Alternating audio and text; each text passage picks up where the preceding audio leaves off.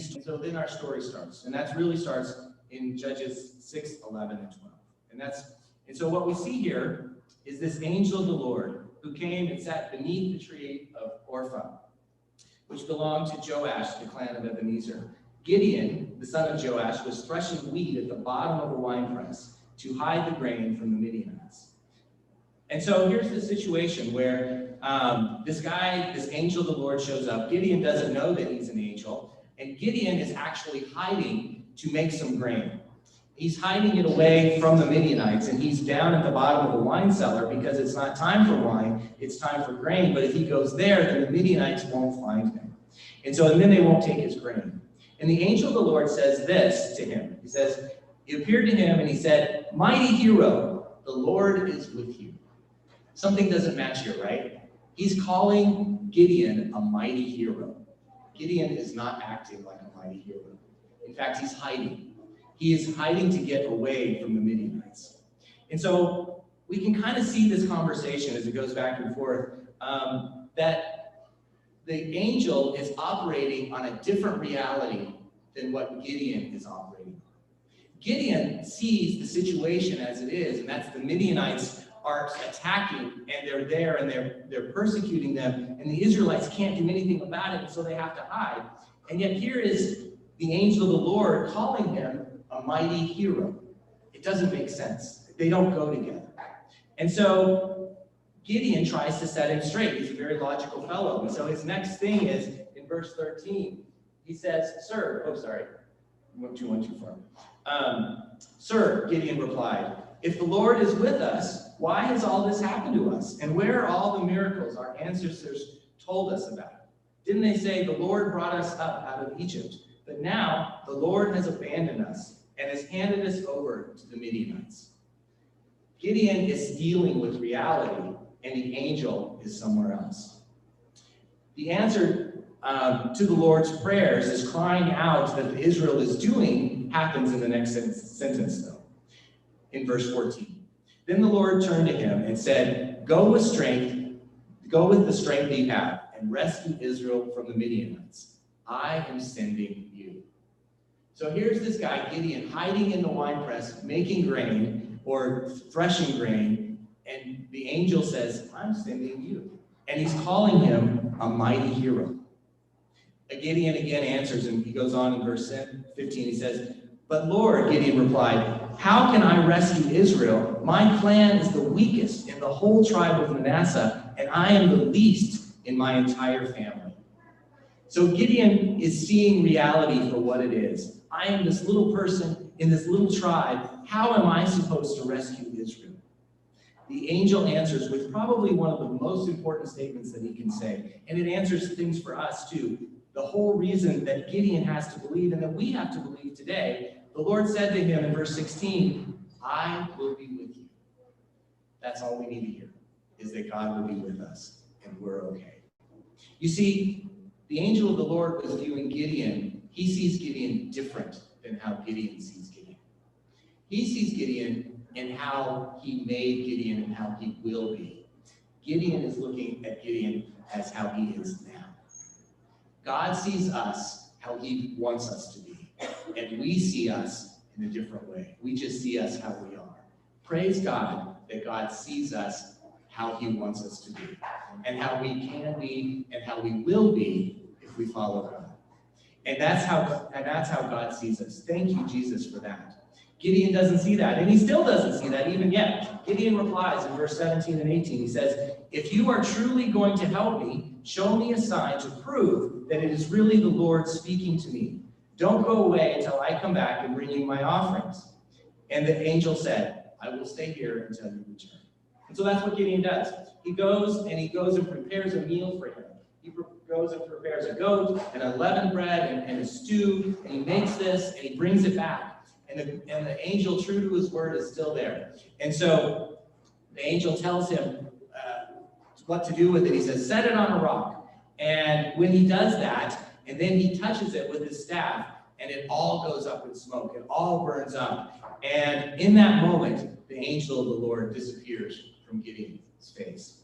And so Gideon has this moment where he realizes who this is. that this actually is an angel, that this actually is from God, and that this is the person, and that his message potentially could be true.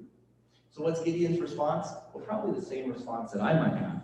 He says, when Gideon realized it in verse 22, that it was the angel of the Lord, he cries out, "O sovereign Lord, I'm doomed. I have seen the angel of the Lord face to face." Gideon knows the rules of how it works. If you go into the most holy place as a priest and not the appointed day, you are not going to live. And in fact, if you are just a regular person, the least of a person, and you see the Lord, you are not going to live. You will die that day. So Gideon is terrified.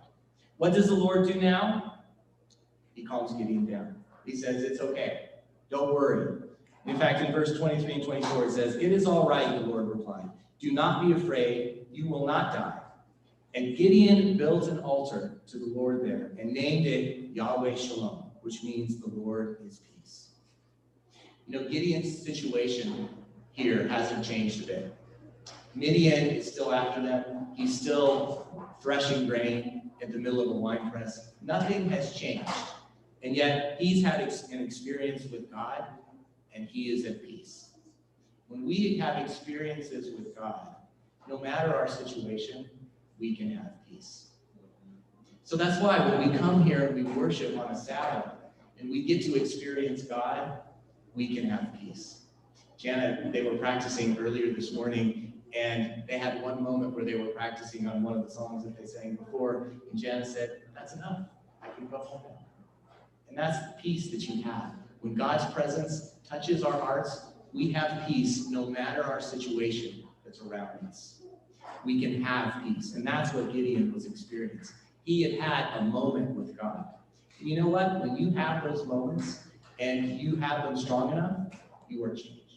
And you go away from those things different. Gideon goes away from that experience different. And so what happens next? Gideon's circumstances haven't changed a bit, and yet he has peace in his soul. And what does he do? He builds an altar to commemorate that experience. The same peace that Jesus had sleeping in the back of a boat when the storm raged. Gideon had that. It's the same peace that came over the demoniac when the demon was cast out from him. Peace was with him. God brings peace. Do we want peace in our lives? Then we need to seek God. It's the only place that we can find peace, no matter the circumstances that are around us. So I wanted to read this quote, moving forward, if you will. When Jesus was awakened to meet the storm, he was in perfect peace. There was no trace of fear in a word or look, for no fear was in his heart. But he rested not in the possession of almighty power. It was not as the master of earth and sea and sky that he reposed in quiet. That power he had laid down, and he says, "I can of my own self do nothing." He trusted in the Father's might. It was in faith in God's love and care, that Jesus rested. And the power of that word, which stilled the storm, was the power of God. As Jesus rested in the faith in the Father's care, so we are to rest in the care of our Savior. And when we do that, we have peace. So now that Gideon has peace, God starts working on him. He starts working on steps to accomplish the mission that he is giving to Gideon. His first step that he does, get rid of the idols. That's the first thing that God asked Gideon to do. That night, the Lord said to Gideon in verse 25 and 26 of Judges 6, "Take the second bull from your father's herd, the one that is 7 years old. Pull down your father's altar to Baal and cut down the Asherah pole standing beside it. Then build an altar to the Lord your God here on this hilltop sanctuary, laying the stones carefully, sacrificing the bull as a burnt offering on the altar, using it as using the fuel, the wood of the Asherah pole that you cut down." Cut down the altar.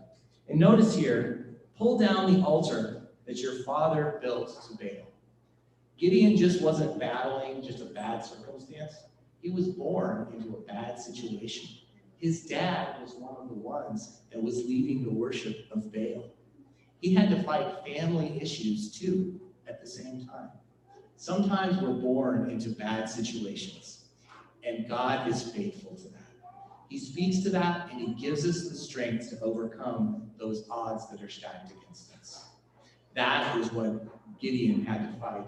But not that Gideon had to fight, that God fought for Gideon through those. God was repeating to Gideon what he had said to Israel long ago. But no other God, put no other gods before me. I am your God. Don't allow the gods of the nations surrounding you to get into your life. Don't put things between you and me. Make me first. Make me your God. Our altars today aren't to Baal. But we do have idols, don't we? Idols that can get in the way of our connection to God. It could be sports, it could be entertainment, it could be pop culture. All can get in the way between our connection to God. Sometimes our jobs, our drive for success can get in the way of our connection to God. Sometimes our pursuit of pleasure, our vacations, or what we will do next, all can get in the way of God. Sometimes our pride, our belief in the way that things should go or the way things have to go, that can get in the way of God. Sometimes our politics, our beliefs in the way the church has to be, even our work at church, can get in the way of our connection with God.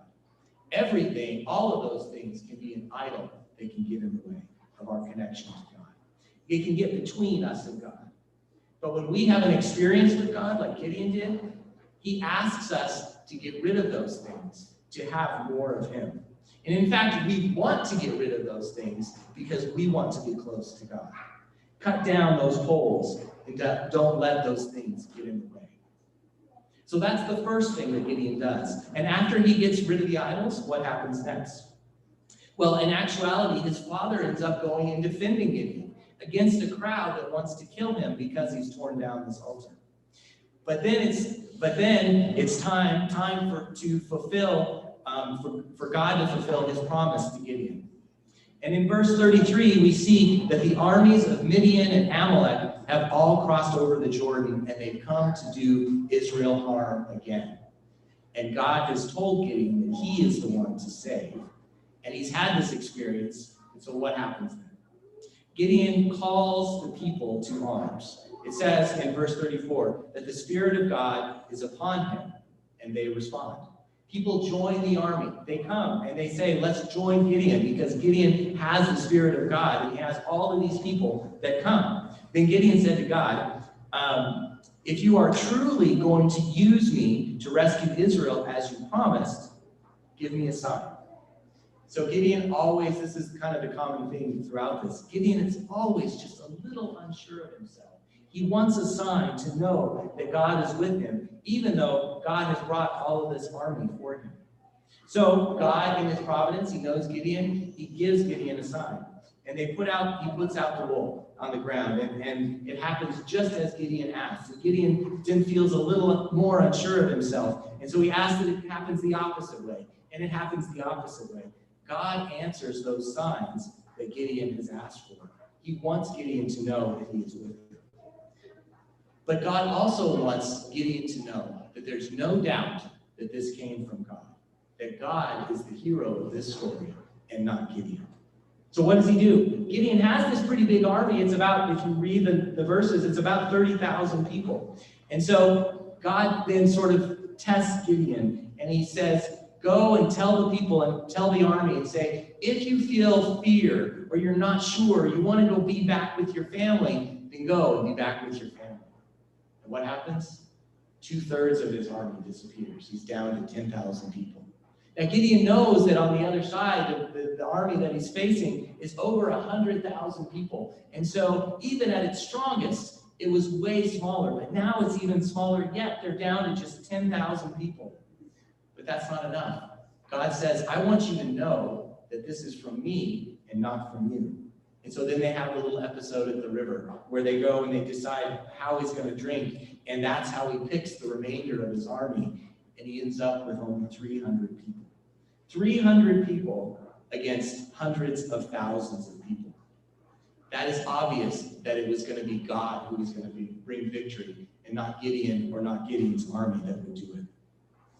So they're ready to go now. He's got this 300 people, and Gideon still is experiencing, he is still living off of that experience with God, and he knows that God is with him. God has answered his prayers every single time.